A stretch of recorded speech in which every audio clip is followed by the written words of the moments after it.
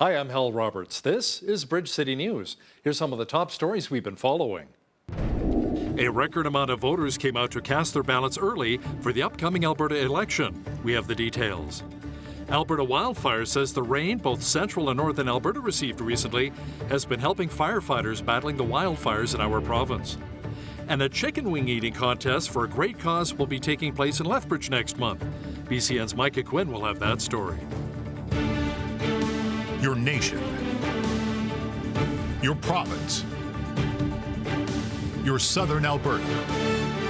From the heart of Lethbridge, it's Bridge City News with Hal Roberts. Thanks so much for joining us. Elections Alberta say close to 162,000 people cast their ballots on Tuesday. That is around 16% more than the 140,000 opening day record during advance voting set back in 2019. Advance voting continues now through Saturday from 9 a.m. till 8 p.m. each day. Election Day is coming up Monday, May 29th, and Bridge City News will have all the results for you coming up in our 11 p.m. newscast. You know, many people say the advance voting is practical and are encouraging others to head out and beat the lines on Election Day. Residents here in Lethbridge we chatted with say the process has been fairly quick and painless. Hey, advance voting is great. You should all come down and get your votes in as quick as possible. It's quick and painless, and lots of great people here. Usually I go on the day of the election, the excitement, but this year it seems important to get it done quicker. The election does seem more essential. Well, I hope everybody votes. Number one, you can't complain if you don't vote. And it's close enough this time that if you have an idea who you better go out and support it. That's a good point. You can't complain if you don't vote. And if you're going to be headed out to cast your ballots in the advance polls, you're being reminded to bring along the proper identification with you. This will help to make the process run a little bit smoother. A spokesperson with Elections Alberta says there are many ways you can prove who you are at the polling stations. So if you don't have that document, you can provide things like a utility bill, a library card, bank statement, things like that to prove your identity as well. Vouching is another option. So if you don't have any of the forms of ID listed on our website, then you can bring someone who lives in the same voting area as you and does have ID, and they can sign a declaration to confirm that you are who you say you are. The advance voting allows people to cast their ballots at any polling station within the province. And if you're not able to vote during the advance stages, you'll be able to vote at your assigned voting location on May the 29th, Election Day. Thousands of students across the province will be seeing democracy brought to life in their classrooms. More than 1,000 schools are registered to take part in Student Vote Alberta. Close to 200,000 elementary and secondary students are expected to cast student vote ballots in the lead up to Election Day. Schools receive a wide variety of educational materials to teach about government and learn more about the election process. Organizers with the nonprofit group Civics, who are putting this on, say it's important to get our students engaged during the election. Politics can be hard to learn from a textbook. So with the Student Vote program, it's a way for students to experience an election in real time. The hope is to increase voter turnout by educating and empowering youth to make informed decisions. So right now, for the Alberta provincial election, we have over 1,300 schools registered, representing all 87 electoral districts in the province. We also have as many as 200,000 elementary and secondary students that are expected to cast student vote ballots in the lead up to and on May 29th. So Hal, what I mean by that is it's kind of a four-step process for student vote. Schools will first register for the student vote program. Civics provides support for the registered team leaders, so that replicates the experience that the adults get when they actually go in to cast a ballot.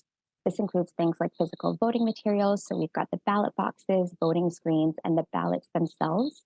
And the students will do research into the election process. So they'll look into the candidates as well as their local issues. And in the culminating activity, we call that Student Vote Day, the students will take on the responsibility officer duties, so that's scrutineer, deputy returning officer, and they'll actually cast a student vote ballot. Matthew says the Student Vote Alberta results will be added up and released following the end of voting on Election Day on Monday. Well, it was good to see more rain today in southwestern Alberta, feeding our crops, trees, lawns, and even washing our vehicles. Jeanette Rocher is now with an early look at the forecast. Jeanette, the off and on again showers for our region may be sticking around for the short term? Yeah, well, what we're looking at, Hal, is a lot of cloud coverage on Thursday before getting into that precipitation again Thursday evening into Friday. Now, what we have been seeing here in Lethbridge is sort of that on and off showers where it rains and then it stops, it dries up as soon as the sun comes out. That's what we saw earlier today. By the way, Lethbridge was Alberta's hotspot earlier in the afternoon when we reached up to 20 degrees. So we're basically staying well above normal for this time of year. We were supposed to reach 23 today. Overnight low this evening, 9 degrees, 22 into Thursday. Mainly overcast skies before getting into that 60% chance of showers for Thursday evening and into Friday. And I will be back later in the show to let you know how our weekend is shaping up. Looking forward to it. Thanks so much, Jeanette. Areas in both central and western Alberta received some of that much-needed rain as firefighters continue to battle wildfires. According to Environment and Climate Change Canada, the moisture is now making its way into Saskatchewan, but the special air quality statements will remain in effect for some areas. Meteorologist Sarah Hoffman describes some ways people can protect themselves from breathing in the wildfire smoke. Once we've issued those special air quality statements, it's for a really serious threat. And I think a lot of folks might not consider it quite as serious as it is. Even if you are someone without pre-existing health conditions, you can get symptoms from the poor air quality. So the most important thing is make sure that you are trying your best to stay in environments with clean air. So make your home a clean air shelter. Make sure your windows are closed. You're not bringing in air from outside. So maybe you're turning off the furnace recirculation, or you're being very careful with your air conditioning use, especially if it draws a lot of air from outside. The air quality has improved in many areas in both Alberta and Saskatchewan, which now have a 2 on the AQI scale, or Air Quality Index. You know, there's still 71 wildfires burning in Alberta, with 20 of them out of control. Fortunately, some of the rain both central and northern Alberta received recently has been helping the 2,500 firefighters battling the blazes. Sadly, however, a lot of land has been scorched so far this wildfire season. So far this year, we've responded to 520 wildfires, burning more than 1,017,000 hectares. Today, we've seen a continuation of the showers that started in the province yesterday and the lower fire behavior that resulted from that. Many of the major wildfires burning received some rain, which means these are good days for firefighters to make real progress on containing these fires. Tucker says the record for burned land was 13,000 square kilometers set back in 1984. She says the wildfire season usually runs from March through October. You know, the wildfires have been an election issue. The NDP brought up the fact that the previous Kenney government, in an effort to save money, canceled the firefighter rappel program, where firefighters dropped from helicopters to fight the fires. Our legislative reporter, Tyler Dawson, says that issue has really come to light this wildfire season. Part of it is going back to this decision under the Kenney government, where they scrapped sort of these rappel teams of elite firefighters who would rappel from helicopters down to fight blazes. And that team was scrapped to save money, but maybe three years ago now, probably. So that's been a little bit of a campaign issue. Political reporter Tyler Dawson will also talk about how both the UCP and NDP are trying to sway the 18% of undecided voters in the province. He'll have details coming up later in our broadcast. The UCP announced that should it be re-elected next week, it will introduce Bill 1, the Taxpayer Protection Amendment Act. Officials say the legislation would ensure that no government could increase personal taxes or taxes on job creators without the approval of Albertans. Essentially, it would expand on the Act's current protection against a provincial sales tax. Federal Conservative leader Pierre Poilievre says Canadians are still struggling under the Trudeau government. He says it's not just the rising cost of living affecting so many, but that crime has also increased exponentially. After 8 years of Justin Trudeau, the cost of living is rising out of control. Work no longer pays. Housing costs have doubled. Crime and chaos, drugs and disorder reign in our streets. And Trudeau tries to divide in order to control. We see this in Toronto, where now costs over $1 million for a home. In fact, we just learned this week that it costs $1.2 million for a 2-bedroom home in Kitchener. You could take that same money, move to Sweden, and buy a castle. You could have your own royal castle in Sweden for the same amount Justin Trudeau makes you pay for a 2-bedroom home here in Canada. His gatekeepers block construction, and what does he do? He gives them yet more money to gatekeep and block our youth, our immigrants, and our working class from having homes. His carbon tax, scheduled to rise up to 61 cents a litre, will make gas, heat, and groceries unaffordable. His $500 billion of inflationary deficits have boosted the cost of the things we buy and the interest we pay. And his catch and release crime policies have turned our streets into war zones controlled by gangsters and gun smugglers. Conservative leaders and those with the Bloc Québécois say the Liberal government's offer to allow them access to secret information is an effort to silence them on the issue of foreign interference. Bloc leader Yves Francois Blanchette says the Liberals are looking to keep opposition leaders in the loop, but then restrict what they can say about what they've learned. Former Governor General David Johnston recommended that opposition leaders have a look at the confidential material he used for his report on foreign interference. Johnston says while he understands leaders do not want to be constrained by security laws, the issue is too important for them to intentionally remain ignorant. Advocacy groups and food banks are calling on the Ontario government to provide a free breakfast and lunch program in schools across the province. Advocates say the benefits of providing universal school meals to students include increasing their school achievement, reducing absenteeism, and promoting good overall health. Ontario and all parts of Canada and the world are seeing a cost of living crisis with rising unaffordability and inflation, unaffordability of basic necessities. In Canada, food inflation is at 10.6% as of February 2023, more than double the rate of overall inflation. Report after report highlights the dire situation that food banks are in, as well as speaking to the worrying increase of children and youth who make up food bank clients. Today, I stand here with one simple message, a message that no young person should go hungry in Ontario. That is why today the Toronto Cabinet, Canada's and Ontario's major food banks, Ontario's 4 major teacher unions, and multiple provincial stakeholders are calling on the province of Ontario to provide a universal free school breakfast and lunch program to all Ontario students. The BC government is offering $2.5 million in grants to help farmers prepare for extreme weather.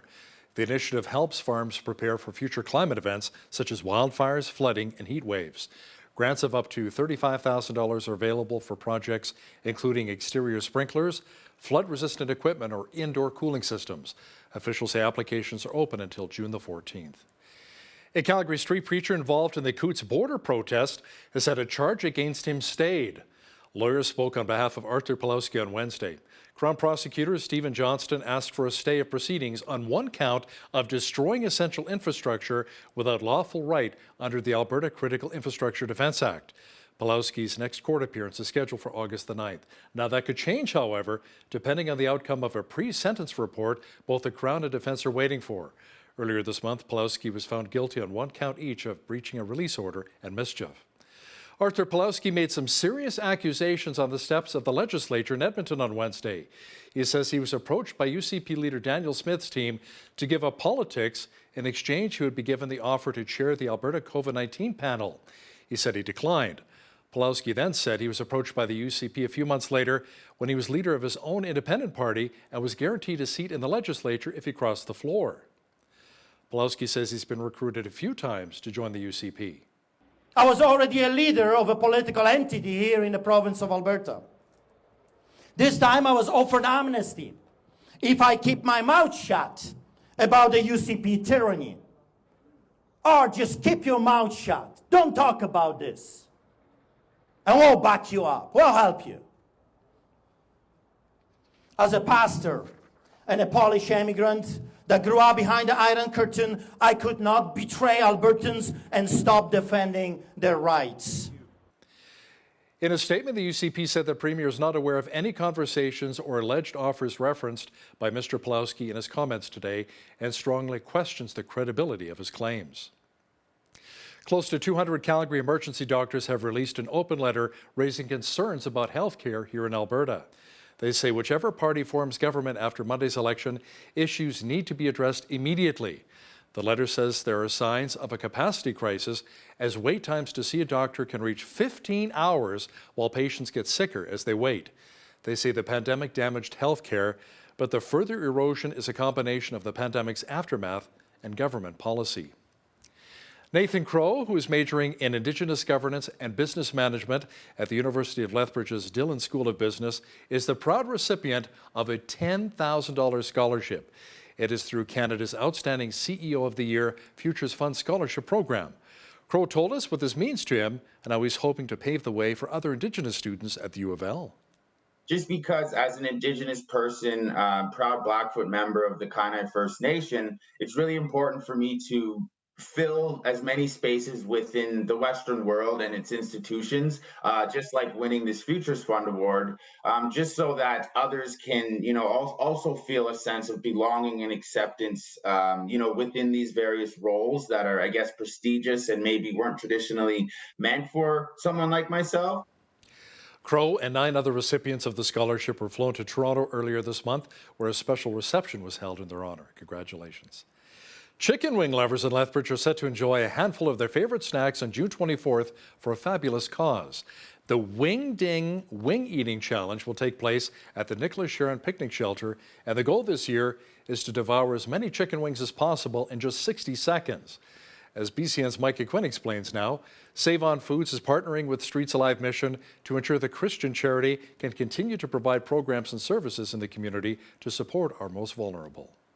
Having the wing eating challenge, it's a little bit, it helps cover some of the costs that to put the event on, and then it comes back to some of the programs. Jennifer Lepko, the Chief Development Officer for Streets Alive Mission, says the Wing Ding Wing Eating Challenge will help take a bite out of the costs associated with running the mission and its programs. Some of the programs that this money goes towards is our recovery programs. So we have men's and women's abstinence-based recovery programs that we provide. We have 60 beds that we have in Southern Alberta, which is one of the largest number of beds.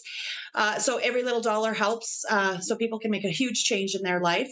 It also goes towards some of the activities that we do for those that are on the street.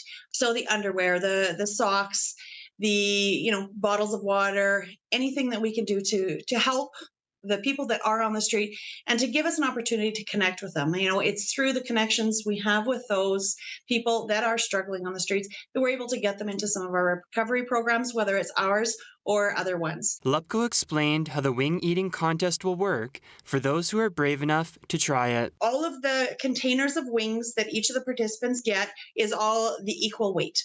After the 60 seconds, we weigh them. We kind of do it that way so we don't actually have to touch the wings. But it's all based on weight. For more information on the tasty event, you can visit streetsalive.ca. For Bridge City News, I'm Micah Quinn. I just might have to sign up. Wow, that looks good. The president of Samaritan's Purse, Franklin Graham, traveled to Amory, Mississippi to dedicate a group of specially constructed manufactured homes. The Christian agency is giving these mobile homes to a number of residents whose houses were destroyed by tornadoes back on March 24th.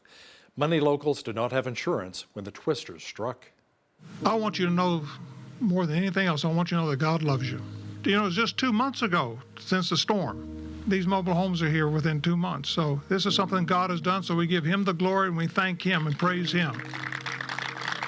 When the tornado came through here about 2 months ago, so many people lost everything. People lost their roofs, they lost their homes, they lost their cars, they lost their furniture. But for those that lost everything, we decided we're going to replace their mobile home with a brand new mobile home built to our standards, not industry standards, but to our standards. And so today, these are the first ones to be delivered. These are 2-bedroom, and next week we'll be receiving the 3-bedroom units. We give God the glory and we thank him. The home is so beautiful, y'all. You got a kitchen, they got the dishwasher, the microwave over the stove, the silver refrigerator, stuff that I always have desired to have. Things that I have always wanted. God have truly blessed me with it. And I just thank God for Samaritan Purse. I thank God for him. The United Nations says around 1.3 million people have been displaced due to armed conflict in Sudan. Fighting between the country's military and powerful paramilitary forces erupted on April 15th after months of escalating tensions. The UN migration body says more than 1 million people have been forced to leave their homes for safer areas inside of Sudan. Around 320,000 refugees have also fled to neighboring countries, including Egypt and South Sudan. Some sad news in the entertainment world today. One of rock's greatest vocalists and charismatic performers has died. Tina Turner, also known as the Queen of Rock and Roll, passed away after a lengthy illness at her home near Zurich, Switzerland. In recent years, she battled a number of serious health problems, including a stroke, intestinal cancer, and total kidney failure that required an organ transplant. Born Anna Mae Bullock back in 1939 in Tennessee, Turner went on to win 6 of her 8 Grammy Awards in the 1980s, a decade that saw her land a dozen songs in the top 40 list, including Typical Male, The Best, and Better Be Good to Me. In 1988, her show in Rio de Janeiro drew 180,000 people, which remains one of the largest concert audiences for any single performer. Tina Turner was 83 years old.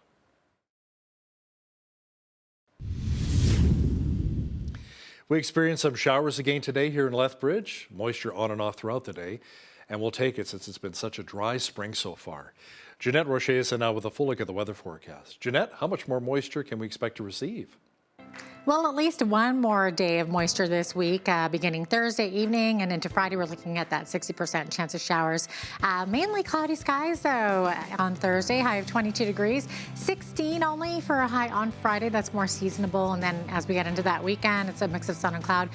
For both Saturday and Sunday, high of 22 up to 26 on Monday and 24 degrees on Tuesday. So it is going to be a lovely week. We're just going to be expecting that moisture on Thursday night into Friday. Average high for this time of year, 19, average low 6 degrees, 33. That was a hot one. That happened back in 2001, and a year earlier, back in 2000, it was only -5, so that was the record low. That's quite a fluctuation there from year to year.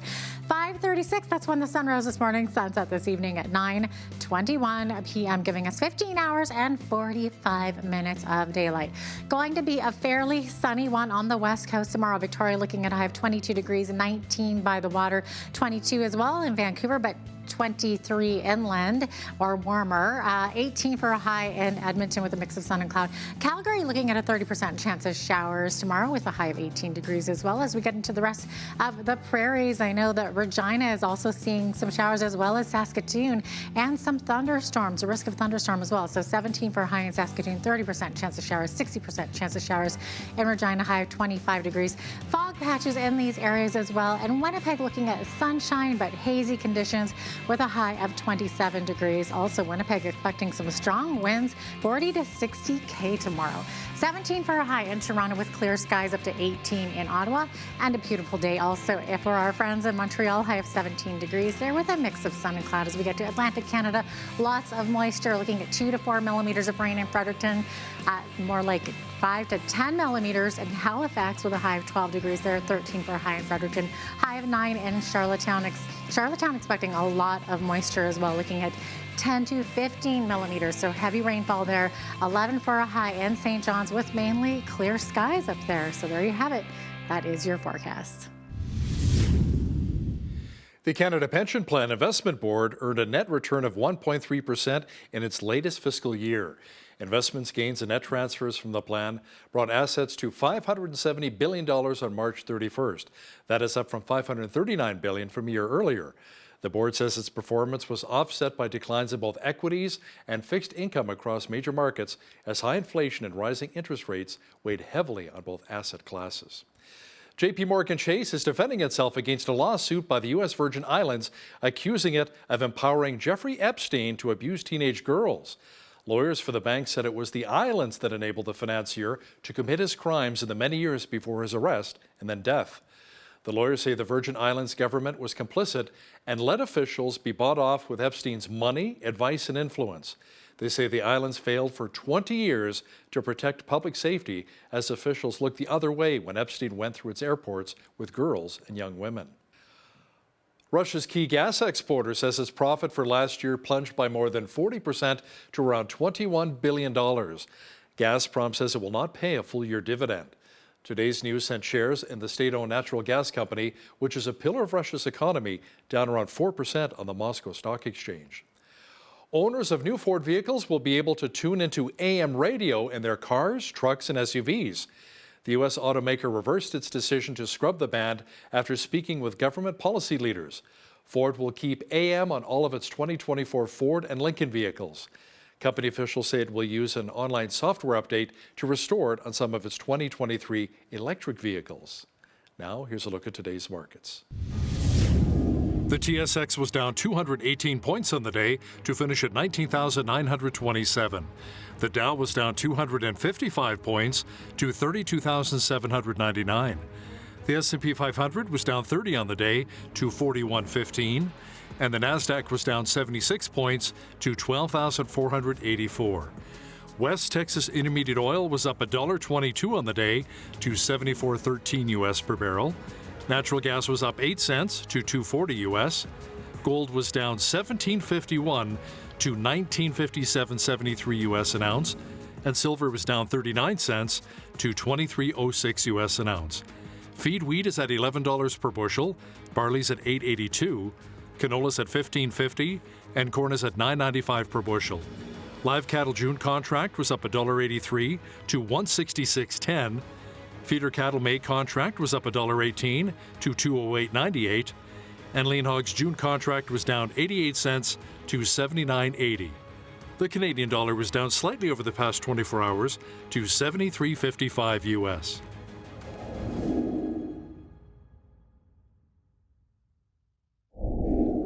Recapping one of our top stories, Elections Alberta says close to 162,000 people cast their ballots on Tuesday. That is around 16% more than the 140,000 opening day record during advance voting set back in 2019. Advance voting continues now through Saturday from 9 a.m. till 8 p.m. daily. Election day is Monday, May 29th, and Bridge City News will have the results for you during the 11 p.m. newscast. The race between the UCP and NDP appears tighter than ever, especially in Calgary. Our legislative reporter Tyler Dawson will have more details for us shortly. Listen, if you see news happening in your community, be sure to drop us an email at info@bridgecitynews.ca. We'd love to hear from you.